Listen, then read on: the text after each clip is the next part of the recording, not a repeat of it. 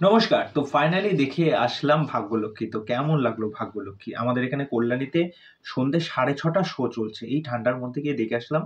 তো একটা কথাই বলব এই সিনেমা সম্পর্কে। এই সিনেমাটা যতটা ওয়ার্ড অফ মাউথ পাবে, শো সংখ্যা হয়তো বাড়তে পারে। লোকজন কিন্তু আরো এই বেশি সিনেমাটাকে দেখবে। ওকে? তা অনেকদিন পর কিন্তু মানে একটা বেশ ভালো ক্রাইম থ্রিলার মানে একটা ডার্ক কমেডি জোনের সিনেমা দেখলাম। মানে বাংলাতে তো মানে সচরাচর এরকম সিনেমা এখন আর দেখাই যায় না। সত্যি বলতে দেখা যায় না। তা সিনেমার যে গল্পটা বা প্লটটা সেটা আপনাদেরকে বেশি কিছু বিস্তারিত এখানে বলছি না। কেননা ট্রেলারের মধ্যে কিন্তু অনেকটাই দেখিয়ে দিয়েছে, কিন্তু কিছুটা লুকানো ছিল। ওকে? তা ছোট্ট করে যদি বলি যে এখানে আর্থিক অনটনের মধ্যে ভুগছে ২ দম্পতি যুগল। এবার তাদের জীবনে একদিন একটা অদ্ভুত ঘটনা ঘটে এবং সেই ঘটনার পর থেকে তাদের জীবনে কি আসতে থাকে পরিবর্তন। এবার তার ফলে কি তাদের জীবনে কি ভাগ্যের পরিবর্তন ঘটে? লক্ষ্মী লাভ কি হয় তাদের জীবনে?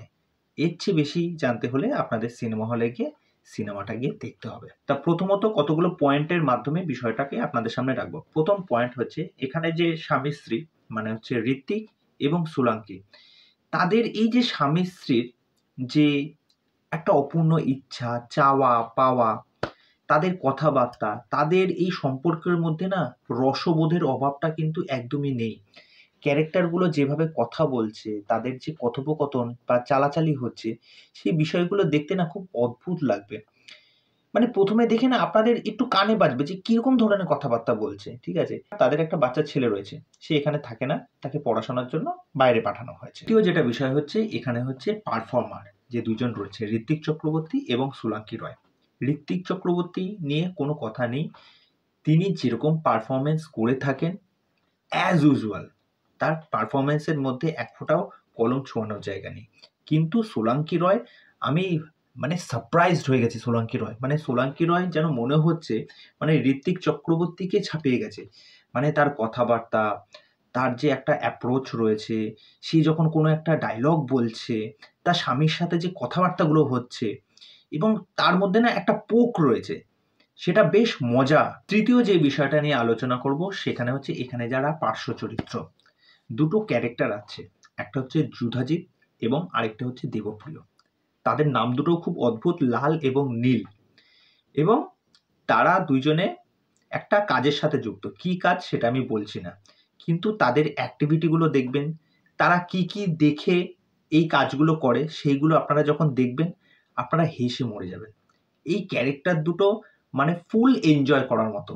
মানে দারুণ মস্তি পেয়েছি এই দুটো ক্যারেক্টারকে দেখে আমি। তারা যেই কাণ্ড কারখানাগুলো করবে দেখবার মতো। এখানে একজন মন্ত্রীর ক্যারেক্টার রয়েছে। তার মন্ত্রীর ক্যারেক্টার নামটাও কিন্তু অদ্ভুত।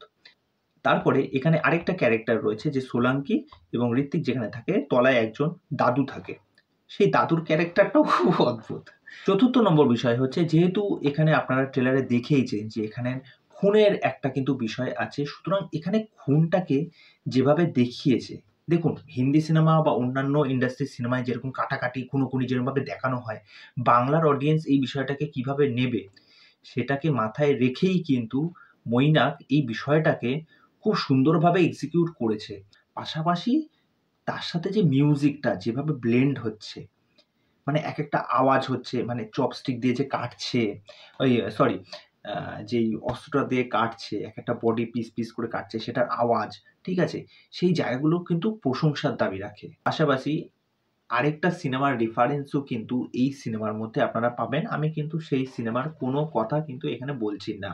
পঞ্চমত, যেহেতু এই সিনেমাটা ২ ঘন্টার, আপনাকে এক ফোঁটাও বোর করবে না। আপনি যথেষ্ট এন্টারটেইন হবেন। আপনাকে এনগেজ করে রাখবে থ্রু আউট এবং এই সিনেমার ডার্ক হিউমার হচ্ছে এই সিনেমার সবচেয়ে বেস্ট পার্ট। ষষ্ঠত, এই সিনেমার আপনাকে ফার্স্ট টু লাস্ট যথেষ্ট পরিমাণ এনগেজ করে রাখবে। আপনি এক ফোঁটাও বের হবেন না। আর একদম শেষমেষ এই ছবির যে বুনন মানে মেকিং এর দিক থেকে যেটা বলছি যে ডার্ক অ্যাপ্রোচটা তারা মেনটেন করেছে। পাশাপাশি এখানে মিউজিকের কাজ যেভাবে একেকটা সিন ওয়াইজ গেছে না, সেগুলো যথেষ্ট প্রশংসার দাবি রাখে। এই সিনেমার এডিটিং বলুন, এই সিনেমার মিউজিক বলুন, আমার কিন্তু ভালো লেগেছে। অনুপম রায়ের একটা গান আছে, আমার ভালো লেগেছে। তাই যাই হোক ওভারঅল আমার কাছে ভাগ্যলক্ষ্মী খুবই ভালো একটা সিনেমা। মানে আমি তো বলবো আমার এই বছরের স্টার্টিংয়ে মানে খুব মানে এনজয় করার মতো একটা সিনেমা হচ্ছে ভাগ্যলক্ষ্মী। তা আপনারা বেশি দেরি করবেন না। আর আমি একটা কথাই বলতে চাই শেষমেশ, মানে এই সিনেমাটার জন্য না যত ওয়ার্ড অফ মাউথ পাবে এই সিনেমাটার শো সংখ্যা কিন্তু বাড়বে। পাবলিক এই সিনেমাটা দেখতে যাবে, এটা হলফ করে বলতে পারি। এবং মৈনাকের এটা খুবই ভালো কাজ হয়েছে। মৈনাক আগে যেই কাজটা করেছে সেটা তো যাই হোক আর নাম উচ্চারণ করছে না, কিন্তু এই কাজটা জাস্ট চুমু লেভেলের কাজ হয়েছে। তা যাই হোক, এই হলো আমার মতামত। তোমরা দেখে এসে তোমাদের কি মতামত সেটা অবশ্যই আমাকে কমেন্ট করে জানিও। তো চলো আজকে এখানে শেষ করছি। বাই।